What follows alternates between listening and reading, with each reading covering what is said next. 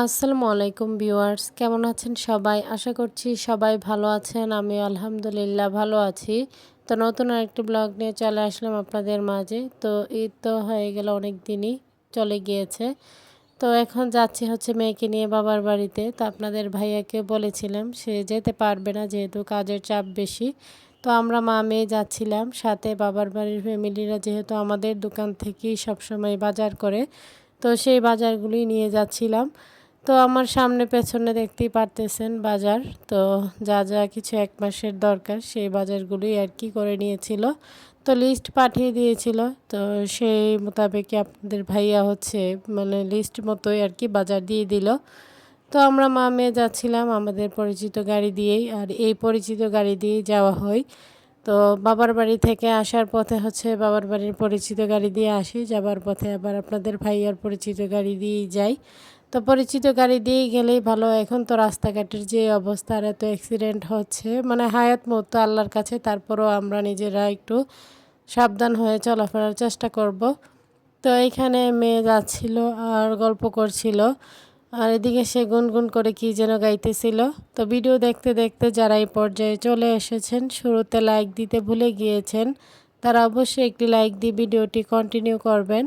আপনাদের একটি লাইক আমার ভিডিওটি অনেকজনের মাঝে পৌঁছে দিতে সাহায্য করবে। তো বাইরে এত বাতাস ছিল, মানে খুবই ভালো লাগছিল এই গরমের মধ্যে বাতাসটা থাকার কারণে। আর এই তো আমার পছন্দের রাস্তাটা। তো এখন হচ্ছে রাস্তার দুই পাশেই দেখছিলাম যে পানি আর পানি। এই সময়টাতে দেখতে আরও ভীষণ ভালো লাগে। যতই দেখছিলাম ততই মুগ্ধ হচ্ছিলাম এই রাস্তাটার প্রতি। তো এখন কিন্তু মানে সবাই নৌকা দিয়ে চলাচল করবে, আর এই জায়গাটাতে অনেক লোকের ভিড় ছিল। এই জায়গাটা দেখার জন্য অনেক দূর দূরান্ত থেকে লোকজন আসে দেখতে। তো আমি গাড়ি থেকে বসে দেখছিলাম, তারপর অনেক ভালো লাগছিল যেহেতু রাস্তার দুই পাশে একদম পানি আর পানি ছিল। তো এই সময়টাতে যখন ঘুরতে বের হয় খুবই ভালো লাগে যারা ঘুরতে আসে। তো আমি বাবার বাড়িতে হচ্ছে যাবার পথে বা বাবার বাড়ি থেকে আসার পথে সবসময় আপনাদের মাঝে এই রাস্তাটা শেয়ার করি। আমার কাছে খুবই ভালো লাগে, আর এখন যেহেতু বর্ষাকাল পানি এসেছে, তাই দেখতেও ভীষণ ভালো লাগছিল। তো এখানে আমার মেয়েরও চোখে একদম ঘুম ঘুম ভাব। তো সে যেহেতু মানে এই সময় আমরা যাচ্ছিলাম হচ্ছে দুপুর দিকে, তো আজকে সে সকাল সকালে উঠে পড়েছিল নানুর বাড়িতে যাবার কথা শুনে। তো সকাল সকালে মেয়েকে নিয়ে হচ্ছে রেডি হয়ে বেরিয়েছিলাম।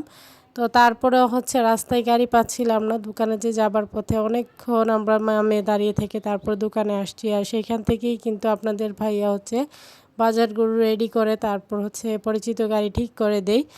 তো এইভাবে হচ্ছে আস্তে আস্তে আমাদের দুপুরই হয়ে গিয়েছে। তো বাড়ি ফিরতে ফিরতে আমাদের অনেকটাই লেট হয়ে গিয়েছিল, যেহেতু আজকে আমাদের একটা প্রোগ্রাম ছিল, আমরা একটা জায়গায় যাব। তো সেই ভিডিওটা আজকে শেয়ার করতে পারবো না, যেহেতু ভিডিওটা লং হয়ে যাবে। তো বাবার বাড়ির আসার মুহূর্তের ভিডিওটাই আপনাদের মাঝে শেয়ার করব। তো আগামী ভিডিওতে অবশ্যই সেই ভিডিওটা আপনারা দেখতে পারবেন। তো এখানে আমার মেয়ে ঘুমিয়েছিল। তো তার যেহেতু সকাল সকাল ঘুম থেকে উঠে পড়েছে, ঘুমও পাচ্ছিল অনেক। তো ও ঘুমাইতেছিল, আবার গাড়ির ঝাঁকুনিতে আবার উঠেও পড়ছিল। তো আমাকে বলছিল আর কতক্ষণ লাগবে, এটাই বলছিল সে পুরো রাস্তায়। তো আমরা প্রায় চলেই এসেছি, এইটা বাবার বাড়ির এলাকাতে এসেই পড়েছি। তো সবার কাছে আমার ছোট্ট একটি রিকোয়েস্ট, কেউ স্কিপ করবেন না, পুরো ভিডিওটি দেখে নেবেন। ভিডিওর কোনো অংশ দেখে যদি আপনাদের একটুও ভালো লেগে থাকে, লাইক কমেন্ট শেয়ার করে দিবেন। আমার ছোট্ট চ্যানেলটিকে সাবস্ক্রাইব করে বেল আইকনটি বাজিয়ে দিবেন। যারা নতুন ভিউয়ার্সরা জয়েন হয়েছেন তাদের কাছে যদি আমার ভিডিওর কোনো অংশ দেখে একটু ভালো লেগে যায়, সাবস্ক্রাইব করে পাশে থাকবেন। তো এদিকে ভাইয়ের শ্বশুর বাড়ি থেকে হচ্ছে করমজা পাঠিয়েছে।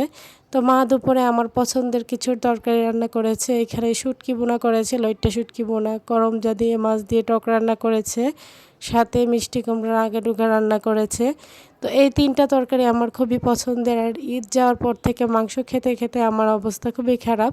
তো এই তরকারিগুলো পেয়ে যে আমার কাছে এত ভালো লাগছে, আর মায়ের হাতের রান্না মানেই তো অমৃত কিছু। তো খুব মজা করে আমরা এসে হচ্ছে দুপুরের খাবারটা খেয়েছিলাম। তো এরপর কিছুক্ষণ রেস্ট নিয়ে হচ্ছে বাচ্চাদের সাথে গল্প করছিলাম, মায়ের সাথেও মানে সবার সাথে আর কি গল্প করছিলাম, সবার সাথে পরিচয় আলাপ হচ্ছিল।